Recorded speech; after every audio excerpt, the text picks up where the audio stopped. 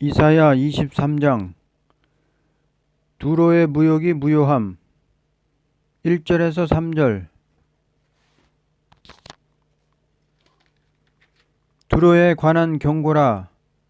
다시스의 배들아, 너희는 슬피 부르짖을지어다.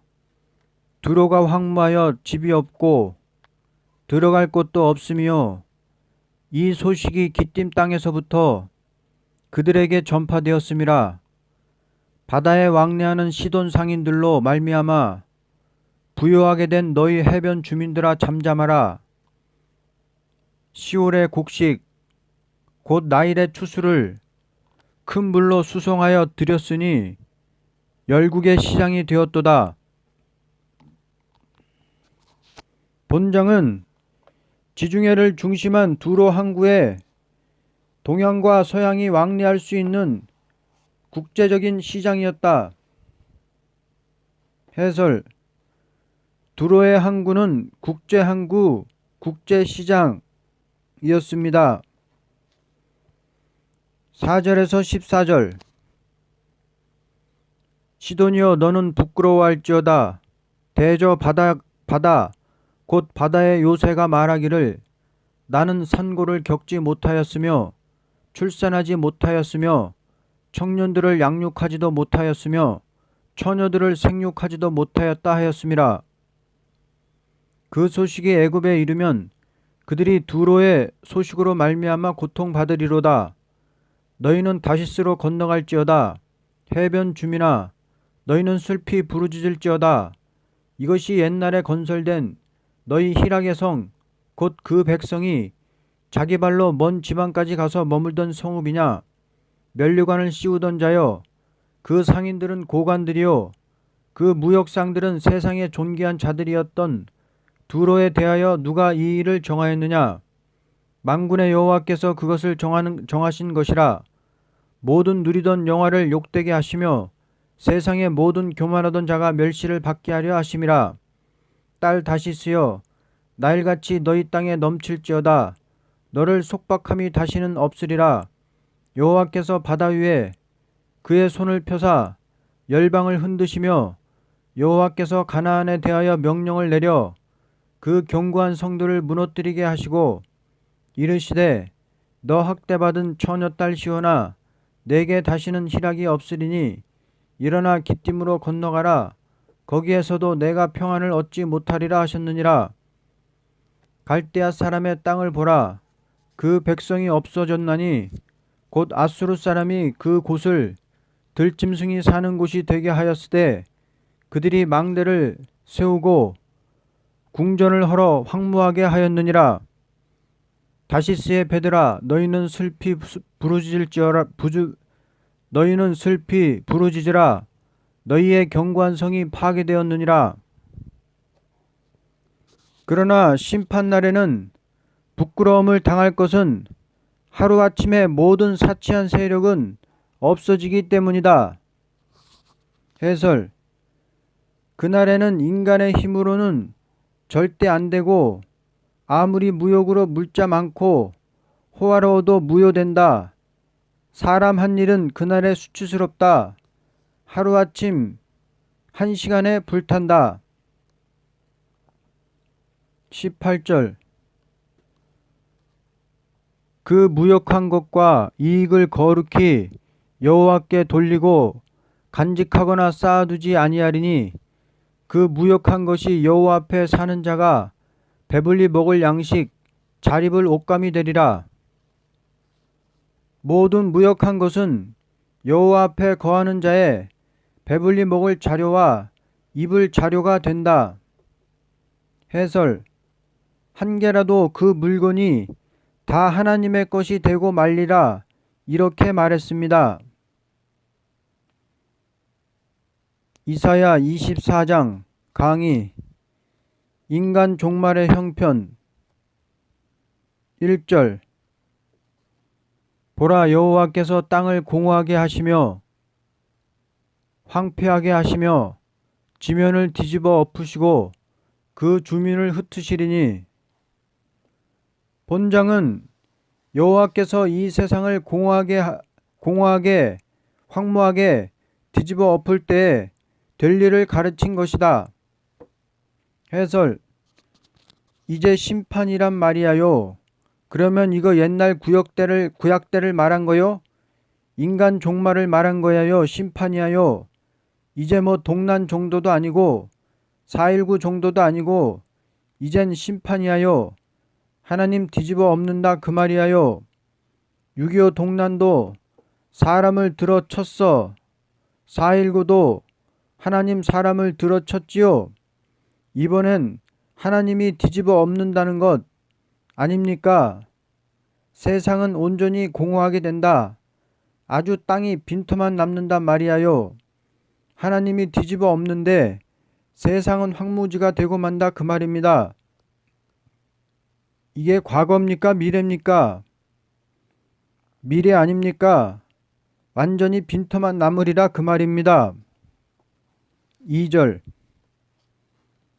백성과 제사장이 같을 것이며 종과 상전이 같을 것이며 여종과 여주인이 같을 것이며 사는 자와 파는 자가 같을 것이며 빌려주는 자와 빌리는 자가 같을 것이며 이자를 받는 자와 이자를 내는 자가 같을 것이라.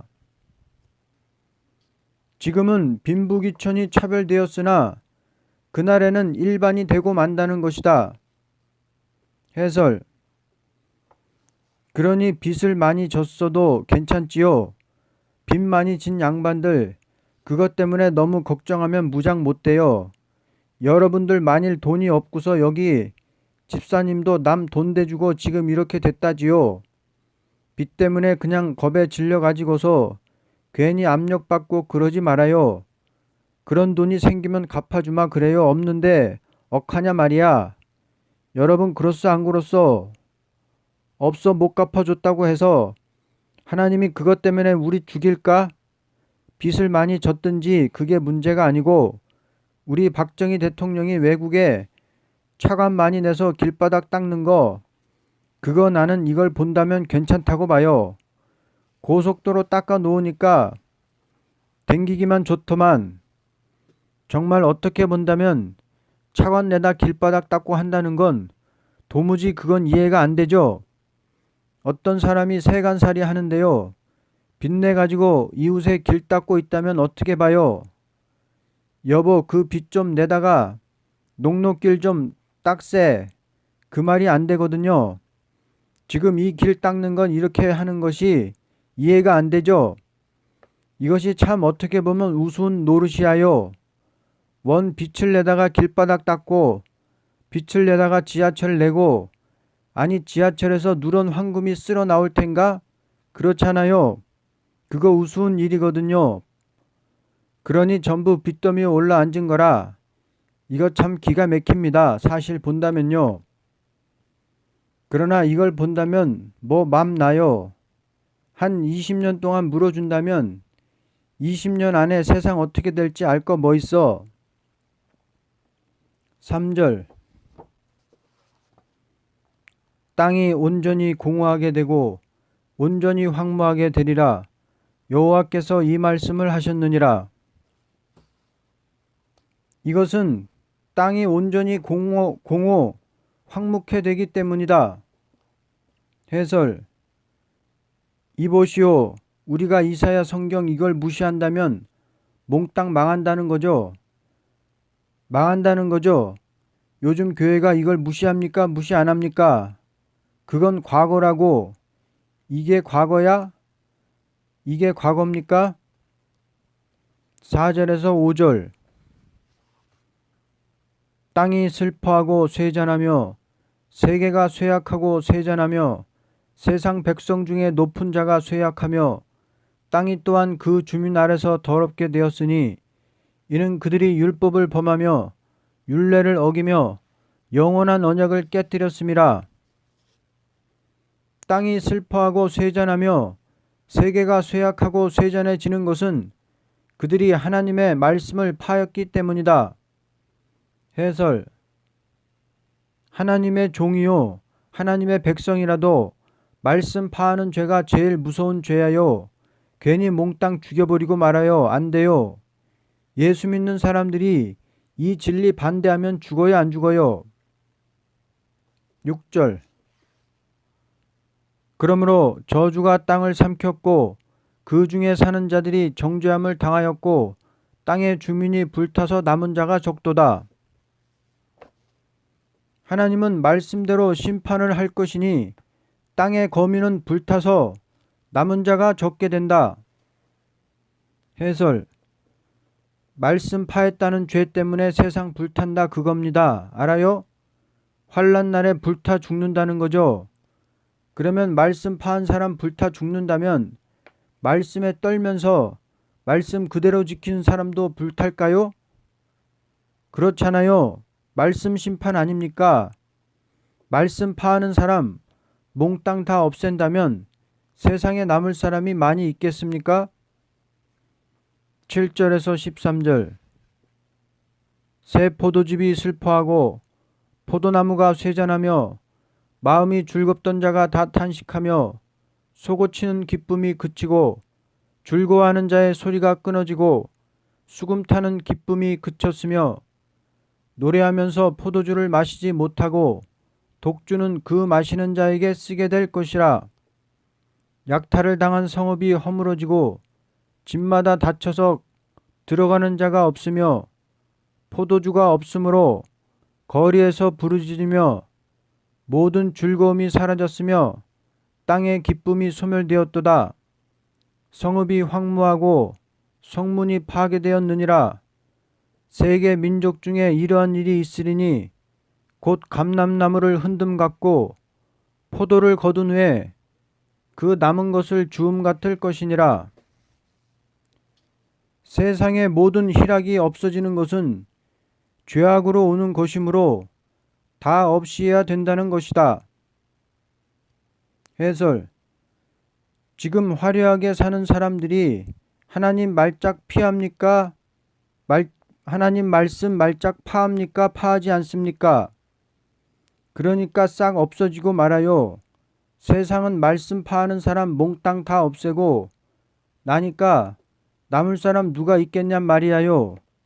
그러면 이 말씀 파하는 사람을 몽땅 없애고 나니까 세상의 화려한 도성이 다 무너지고 세상의 모든 상품이 다 없어지고 말짝 다 망하고 만다는 것입니다. 이것이 하나님의 작정이라는 것입니다.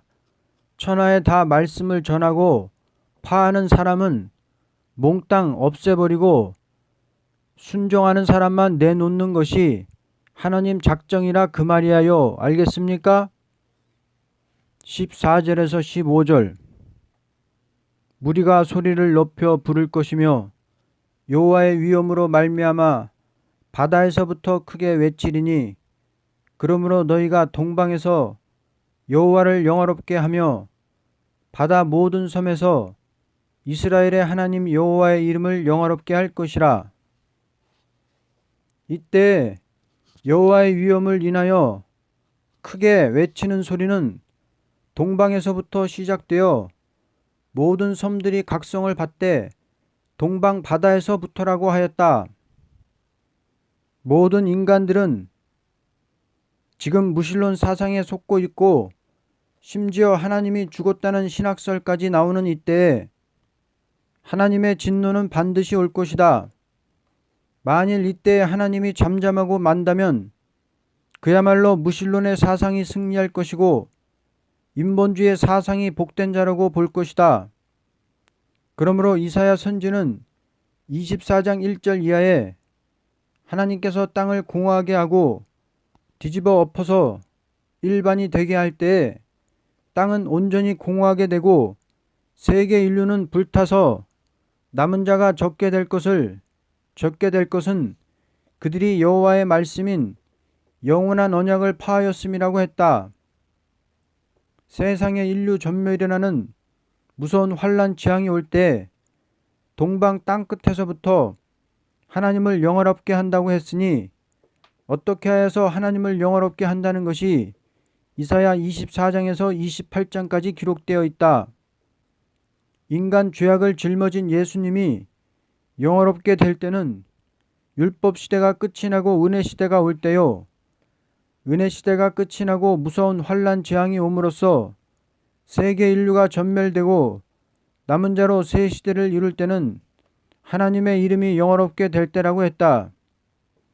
왜냐하면 십자가는 새 언약의 피로 구원을 완성한 것이요 심판과 새 시대는 여호와 새 일을 행함으로써 이루어지는 것이니 새 일을 행하시는 하나님의 이름이 영화롭게 될 것이다. 이제 온 세계가 전멸되는 환란 재앙이 올 때 누가 하나님을 영화롭게 하느냐에 대하여 다음과 같이 성서로 증명한다.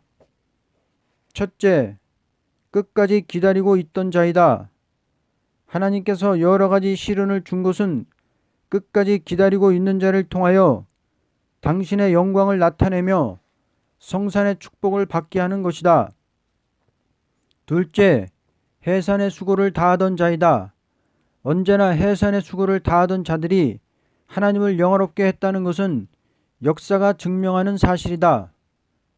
그러므로 주님 다시 올 때도 해산의 수고를 다하던 자들이 1차 부활에 참여하는 동시에 여호와를 찬송하게 될 것이다. 해설. 이때는 동방 바다 옆에서 크게 외치리라 그거요.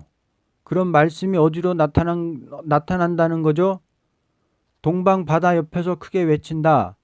그럼 동방 바다 옆이면 어디입니까? 우리 대한민국 아니야요? 그럼 아까 주님 재림할 때는 중앙재단이 있다 그랬죠? 우리 남한이죠? 남한에 지금 말씀이 임한 곳이 어딥니까? 세일수도원이죠? 그러면 딱 맞잖아요. 봐요. 해석이 다 나오지 않소. 이제 앞으로 크게 외친다. 그렇게 되므로 동방에서 여호와를 영화롭게 한다는 거죠. 동방에서 영화롭게 되니 바다 모든 섬에서 영화롭게 한다는 거죠. 이제 앞으로 우리가 동방에서 시작해서 모든 나라 섬들을 깨우친단 말 아닙니까? 16절. 땅 끝에서부터 노래하는 소리가 우리에게 들리기를 의로우신 이에게 영광을 돌리세 하도다. 그러나 나는 이르기를 나는 쇠잔하였고 나는 쇠잔하였으니 내게 화가 있도다. 배신자들은 배신하고 배신자들이 크게 배신하였도다. 이때는 땅 끝에서부터 노래하는 소리는 하나님께 영광을 돌리세 하게 되나 괴율자가 괴율적인 행동을 하고 나오게 되는 환란이 있다. 해설. 요때는 북방이요 동방이요 동방 땅끝에서부터 노래하는 소리가 우리에게 들리기를 의로운 자에게 영광을 돌리세 동방 땅끝에 이런 노래 부르는 데는 그때는 괴율자의 세력이 심히 괴율을 행한다 그 말이야요. 지금 공산당이 괴율이요 괴율 아니요. 그러니까 괴율자의 세력이 강하게 일어난다. 동방에서 크게 외치는 소리가 나올 때는 괴율자가 강하게 일어날 때란 말이야. 괴율자를 통해서 세상에 무슨 환란이 올 것이냐 하는 것을 말했습니다. 17절에서 18절.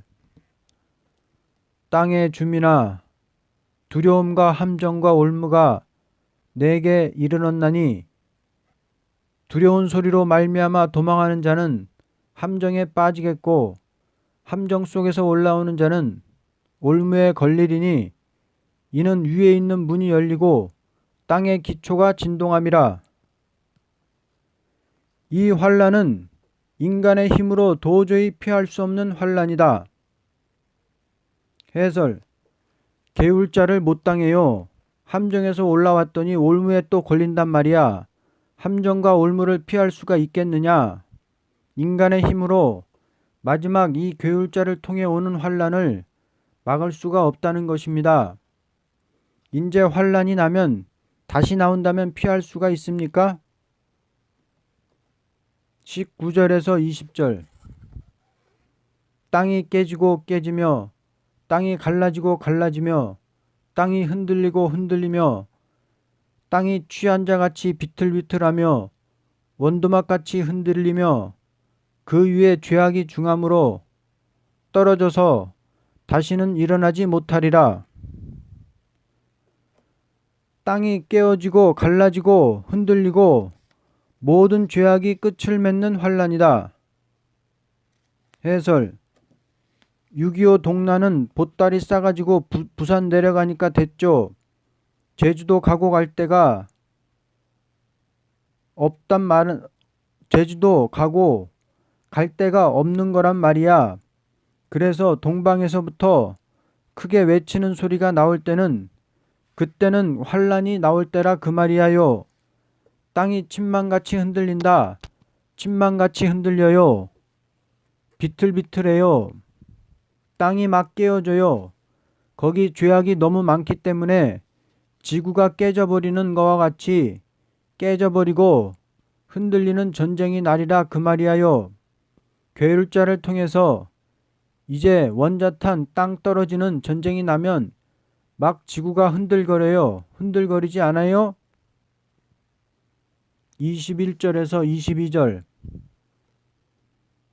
그날에 여호와께서 높은 데에서 높은 군대를 벌하시며 땅에서 땅의 왕들을 벌하시리니 그들이 죄수가 깊은 옥에 모임같이 모이게 되고 옥에 갇혔다가 여러 날 후에 형벌을 받을 것이라.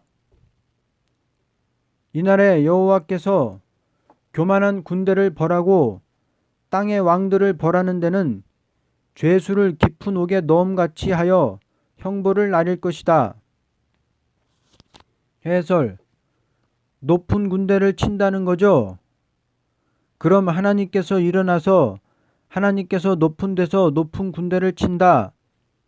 땅의 왕들을 벌하리라. 그러면 하나님을 영화롭게 하는 건 동방에서 영화롭게 한다고 그랬죠. 그러면 어디서 하나님 나타날까요? 동방에서 나타날 일 아닙니까? 이거 하나님 치지 않으면 됩니까? 그러니까 무기가 필요 있어요? 필요 없단 말이야요. 하나님이 괴율자를 치리라. 교만한 군대를 치리라. 하나님이 세상 왕들을 치리라. 그러니 이 세상은 무슨 나라가 될 것이냐? 다윗 왕국이 이루어진다 그 말이야요. 23절.